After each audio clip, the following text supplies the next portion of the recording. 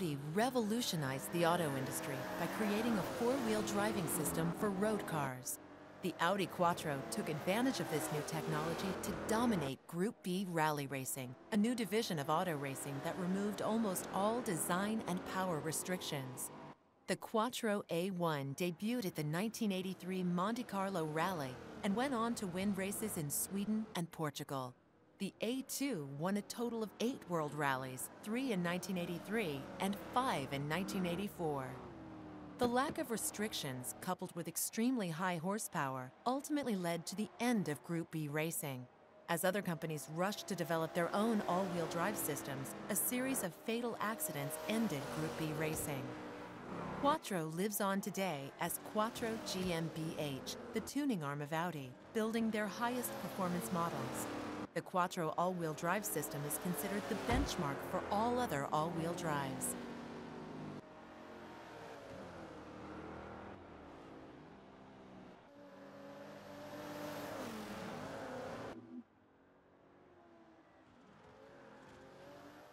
How's it going, YouTubers? Cornwolf here. Thank you for joining me on another video, and we've finally got some more BTCC action. This time it's the Audi RS3 in B class that you can see on screen here. Just take a quick look around the paint. This paint has been done by a guy called The Henwood. I'll post the exact spelling and things down in the comments below if you do want this paint. If not, just search in the paint for BTCC and this one will pop up.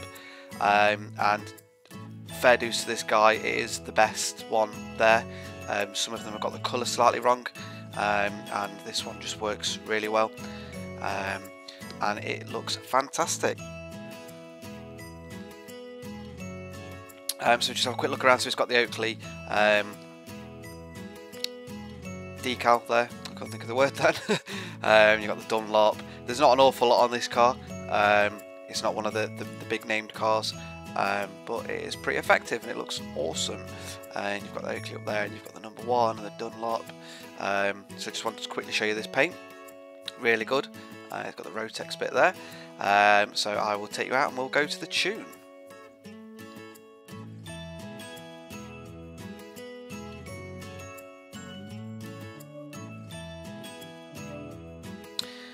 So here we are at the parts shop, and what we will do is we will just as always start at the conversions.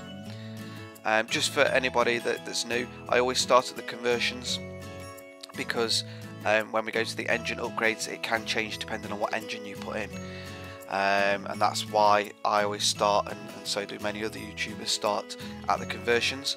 That way if I did it from left to right, so did all the engine, performance and handling and brakes and tyres and all that stuff, then we do the conversion.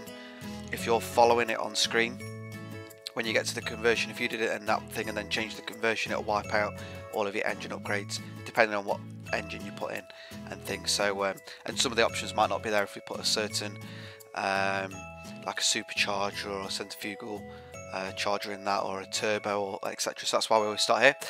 So anyway, engine swap, and we've left that stock this time, so no need to worry about that, but we've left that stock. We've converted it to rear wheel drive. As standard it's 4-wheel drive. There's no 4-wheel drive cars in BTCC, so I've put that as rear wheel drive, and it also gave us, according to this, 40 PI, which is always nice. Do apologise if you hear me sniffing a little bit throughout this video. Got the dreaded hay fever, trying to keep it under control, but there you go, that's summer for you. Into the engine upgrades, air filter, we've left that stock. Fuel system, and we've left that stock. Ignition, stock. Exhaust, is the race exhaust. The camshaft is stock. Valves, stock. Displacement is race. Pistons and compression is race. Is stock. Sorry. Turbo, we've got the full race turbo on here. Excuse me. Intercooler is stock as always, and so with the oil and cooling, just show you that. Flywheel, and we've left that as stock as well. So not an awful lot. I've kept this at B class, I didn't want to overdo it. So on platform and handling and brakes, we've got race brakes, and it'll be the race springs, and it will be the race front get my words out, the race front anti-roll bars, and the rear anti-roll bars are race as well. And as always, we've put the full roll cage in. If you wanted to make this a little bit more competitive, although it does bump you up 3 PI, but you could take that off, and it does give you a bit of acceleration back, but not a lot else. Increases the braking a little bit, but obviously I've put this in just to keep the authenticity of it being a race car, and we've gone with the full weight reduction on this. So it's pretty, well, say pretty light, still over £3,000, but there we go. In the drivetrain and the clutch, we've got the stock clutch as always, because I use manual clutch with gears. Race transmission, drive line is race, and the differential is race as well. Just back out of there. Tyres and rims, the compound is race, and again this is where you could save yourself a few PI, depending on how grippy you think it is. You could nudge this down a little bit. Obviously, like I say, for the authenticity and it being a race car, I wanted to put the slicks in and the roll cage and the full weight reduction, but you could tweak this a little bit to your taste if you wanted it to be a little bit more competitive. The front tyre width is stock, and the rear tyre width is also stock. And I think, yes, we have put some different rims on here. I think the sport rims, yeah, so the sport rims and the N-Key Tarmac Evo, I think they look pretty cool along with that. So we've got them on there. The front rim size is stock, and the rear rim size is also stock. Aero, again for the authenticity, we've got the Forza front bumper on there, but there are some other ones on there. But to be fair, the Forza one on this one doesn't look too bad. It is like the stock one, but yeah, it's pretty decent. Rear wing is Forza also, and then the last two are up to you, but I've gone with the I can't actually make that out, CarX or something like that. I've gone with the CarX rear bumper, but you can have the other one, although it did switch bizarrely. It put that the wrong way around, so that's why I didn't pick that one. I think I preferred that one to have like the full exhaust there, but for some reason it spun the rear decal around, so I left it with that one, which is a bit bizarre. And the skirts, I went with the Audi skirts because I think it worked best with the livery, so it kind of removes a bit or whatever, but it gives you a little bit less drag. So that's all the parts for you there. I'm just going to quickly jump back into the engine swap to show you what you should have. So just looking at the right hand side there, it's in B class 600, rear wheel drive. We've got the speed of 6.3, handling of 5.3, acceleration of 7.9, launch of 8.4, and braking of 5.7.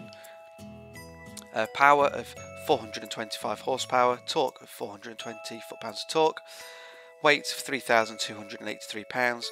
The front is 53%, and we've got a displacement of 3.0 litres. We'll leave that next bit until we've done the tune, because that will change. So we'll back out of this and we'll go to the tune.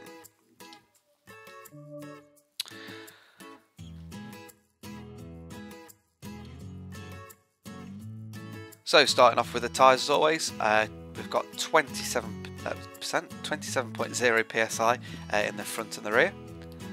The gearing, I think it's fairly standard. Obviously I've changed the final drive a little bit, but I'll just quickly rattle through these numbers. If you do sign up to my Patreon site, there is a free version, and there are also 3 other options, but I also post all these up for my patrons, so you can actually see the list of the tune, and that's just a little extra something I'm giving to my Patreon site, so you guys get it on here, but if you did want the written version, it's on my Patreon site. So anyway, let's go through the numbers. So we've got 4.20 for the final drive, first gear of 2.89, second gear of 1.99, third gear of 1.49, 4th gear of 1.16, 5th gear of 0.94 and 6th gear of 0.78. Alignment, we've got the camber of the front and the rear at negative 2.0, the toe of 0.1 in the front and negative 0.1 in the rear, and the cast angle is 6.0. Anti-roll bars, the front is 15.32 and the rear is 12.41. Springs, in the front we've got 623.5 and the rear 513.4, and the ride height is dropped all the way down to the deck of 5.0. Dampening, I've tried something a little bit different here. Rock King, this is a bit of a chain here, but Rock King recently did a video where he was saying that Racerboy77 done a few tuning videos and was playing around with the rebound stiffness quite a bit, and this worked really well, and it seems to work really well on this car. It might not work well on every car, but having it quite high up works well, and having this down quite low. Respect and kudos to Racerboy77 and then Rock King and then me, and this is how YouTube and tuning and Forza works. Is one guy does it, puts it up live, and then we all kind of see what we think to it, and that's why I give the videos to you guys. So the rebound stiffness we've got here is 11.1 in the front and rear, and the bump stiffness of 2.5 in the front and 2.3 in the rear. Aero, we've got maxed aero, so 100 and 200. Braking, we've got that's strange, that should be 47%. I must have notched that over accidentally. So I've got 47% balance, but obviously that's to your preference. However, like I've said in a few previous videos, I've noticed that sometimes if you put it too much, well, if you go to the front, so if you went to 53%, it can unsettle the car. So I've started putting some of the cars towards the rear at 47%. It seems to work really well. I like the extra 3% either side. It seems to work well for my racing, but obviously it's to your preference. And I've got the pressure of 110% there. Differential, I've got 15% acceleration and 20% deceleration, and that seems to work really well. So you can drop the gears and slow that one down. The acceleration, just looking over to the left there, 0 to 60 in 4.373 seconons, 0 to 100 in 9.566, and the top speed apparently is good for 165.6 miles per hour. Won't bother with the braking distance and lateral G's because it doesn't really mean a lot to us. So that is the Oakley one. I'm hopefully going to try and get a few more of these done. There's a few more interesting cars. It's a pity we haven't got an MG in there, because I'd love to do that in the Toyota Avensis. But potentially I might get you guys to vote for a car. I'll take the most popular one, and we will turn that into a touring car. But that will be something coming soon, so don't forget to check out the rest of my videos. Thank you again for joining me on this video, and I shall see you all soon.